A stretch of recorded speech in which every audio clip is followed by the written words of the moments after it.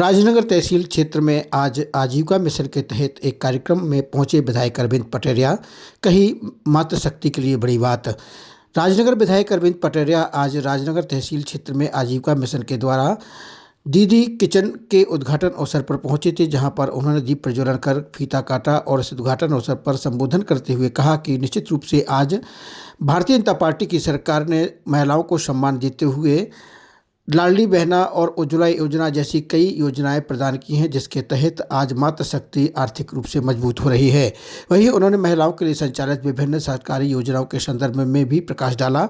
इस अवसर पर जिला पंचायत सीईओ ओम नमः शिवाय अर्जरिया के अलावा राजनगर जनपद पंचायत सीईओ राकेश शुक्ला सहित बड़ी संख्या में भाजपा कार्यकर्ता उपस्थित रहे। कार्यक्रम का संचालन कमलेश उपाध्याय के द्वारा किया गया।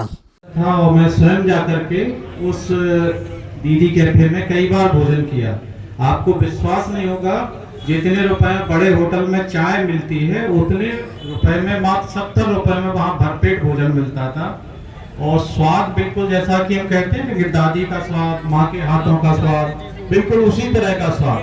क्योंकि ये सही है कि पुरुष कितना भी खाना बनाए वो उसमें मसाले बढ़ा देगा, तीखा कर देगा और मसालों के सहारे वो क्या करेगा, स्वाद बढ़ाने का प्रयास करेगा। वहीं दूसरी ओर हमारी जो नारी शक्ति है, हमारी जो बहनें हैं, माताएं हैं, वो अपनी भावनाओं से वो ये सोच करके कि ये खाना जो खा रहा है वो हमारा पुत्र है, हमारा भाई है, हमारा पति है, पिता है, मोहल्ले वाला है, तो ये जब सोचती है तो एक भावनाएं आती हैं और अच्छे से अच्छा करने का उस खाने में उनकी इच्छा होती है। तो निश्चित रूप से एक स्वादिष्ट भोजन, ताजा भोजन यहाँ पर मिलेगा, कम कीमत में भोजन मिलेगा, साफ सुथरा भोजन यहाँ मिलेगा और समूह की जो महिलाएं हैं उनका आर्थिक स्वावलंबन भी होगा, यानी दो तरफा लाभ है। और आदरणीय विधायक जी की मैं सोच का बहुत कायल हूँ कि वो जहाँ भी जिले में या प्रदेश में कहीं भी कोई अच्छी चीज देखते हैं तो वो उसको आप लोगों के बीच में लाना चाहते हैं। छतरपुर में जैसे एसपी ऑफिस में देखा तो तत्काल उनका इच्छा हुई कि क्यों ना इस तरह की का जो प्रयोग है वो हमारी विधानसभा में हो। आज उसी का परिणाम यहाँ पे दिखाई दे रहा है। आदरणीय विधायक जी के लिए आप सभी लोग जोरदार तालियां बजाइए। और मैं आग्रह करूंगा यहाँ के लोगों से कि ये हमारे समूह की ही महिलाएं हैं, अगर आप लोग छोटा सा भी इनके लिए प्रयास करेंगे, थोड़ा सा इनका प्रमोशन करेंगे, इनके खाने को आप पहले खाइए, फिर उस खाने के जो गुण हैं उन्हें वास्तविक रूप में बताइए, ना कि बड़ा चढ़ा करके, तो निश्चित रूप से लोग खाने के लिए अपने कदमों को हमारे दीदी कैफे की ओर बढ़ाएंगे और निश्चित रूप से इनकी आजीविका बढ़ेगी और समूह आगे नई नई चीजें यहाँ पे कर सकेगा। मैं गौतम जी की पूरी टीम को और विधायक जी की टीम को बहुत बहुत धन्यवाद देता हूँ। और विधायक जी का चूंकि उपाध्याय जी अभिनंदन करना चाहते हैं, माननीय विधायक जी का पुष्पगुच्छ से बड़ी माननीय विधायक जी का अभिनंदन करेंगे।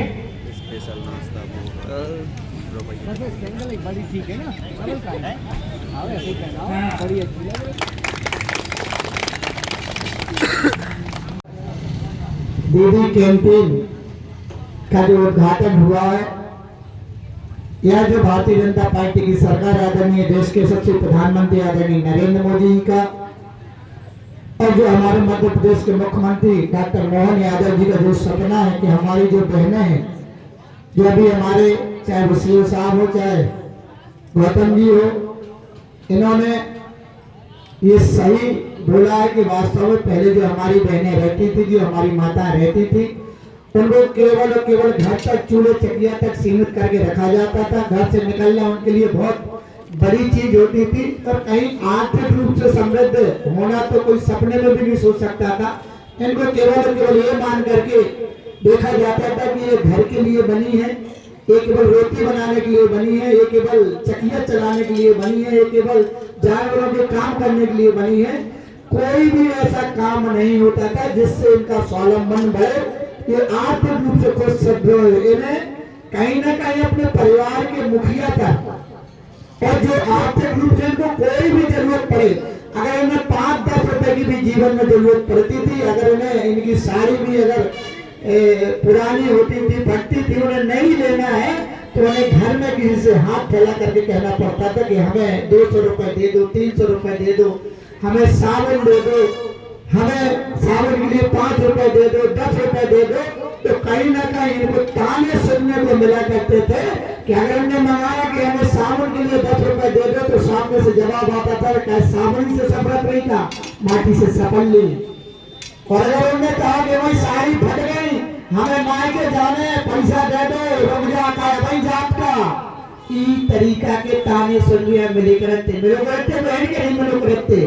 आज और सरकारों में कोई ये नहीं कि मैं भारतीय जनता पार्टी का कार्यकर्ता हूँ, भारतीय जनता पार्टी का विधायक हूँ, इसलिए मैं चीजें बता रहा हूँ। लेकिन मैं बताने से रुकूंगा नहीं, इसलिए क्योंकि हमें पता भी होना चाहिए कि अच्छा बुरा कौन है।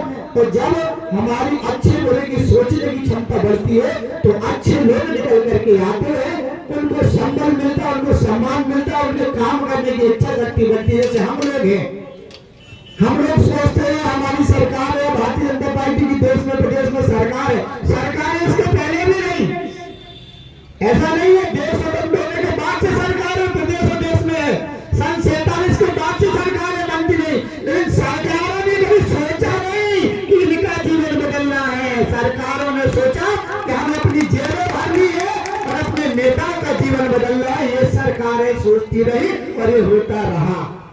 होता हो कि नहीं होता हो? बहन की कोने ने सोची, लेकिन जब से भारतीय जनता पार्टी की सरकार आई, तो हमें कहने में खुशी है और हमें गर्व है। और आज जो संपन्नता जो आज कहना गौतम जी ने कि भाई बहने आप सम्मान के साथ सामने बैठी, नजरे से नजरे मिला के जो सोच पा रही और कह पा रही कि आज हमारी जेब में भी 500,000 और कई तो लाडली बहना के माध्यम से 50,000 खातर में है कि नहीं है?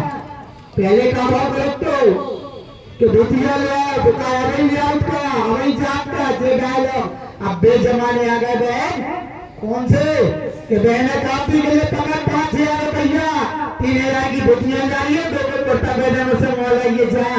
ये दिन आ गए भारतीय जनता पार्टी में। कांग्रेस ने नहीं लिया आज लोग, कांग्रेस ने तो वही चकिया और चूल्हे फकवाओ और सानी बनवाई। काहे उन्होंने सोचे ही नहीं रखी ना।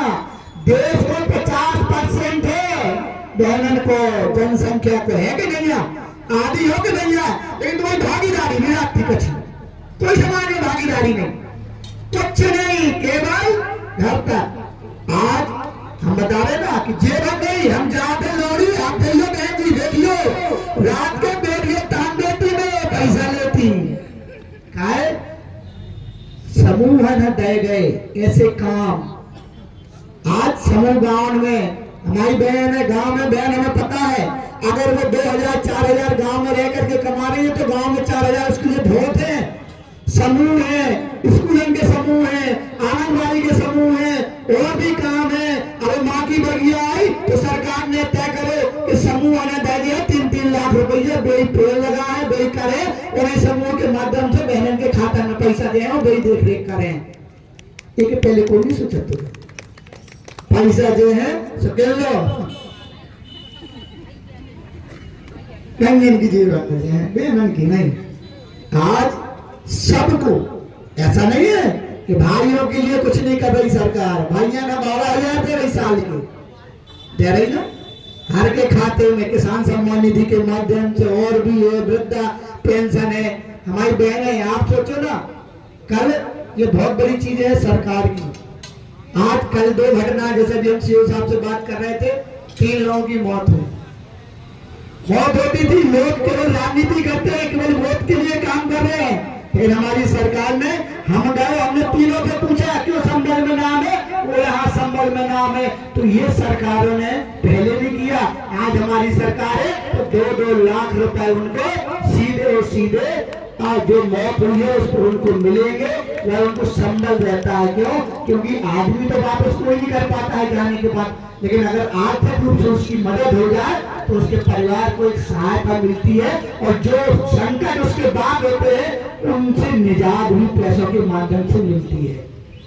तो ये बहन आप सब लोगों के लिए, और हमने देख करके हमेशा क्षेत्र में सोचते हैं, मैं बोल रहा हूँ ना कि कैसे अच्छा से अच्छा कर पाऊँ, कैसे ज्यादा से ज्यादा कर पाऊँ। मुझे जहाँ जो भी दिखता है तो मुझे लगता है कि मैं अपनी विधानसभा की तरफ ये चीजें लेकर के आऊँ, जिससे कि हमारे यहाँ के लोग भी लाभान्वित हो। सरकार की योजना है, सरकार की ये मंशा है कि हमारी बहनें, हमारे भाई और हमारे सभी लोग व्यवस्थित हो, संपन्न हो। और जब सब लोग संपन्न होंगे तो हमारी बहनें हो, चाहे बड़े बुजुर्ग, नौजवान साथी हो, तो निश्चित रूप में क्षेत्र में इस प्रकार की, जब घर में पैसा नहीं होता है ना तो 50 प्रकार की परेशानियां आती हैं। घर में कलह होती है, परेशानी होती है, लड़ाई होती है, झगड़े होते हैं।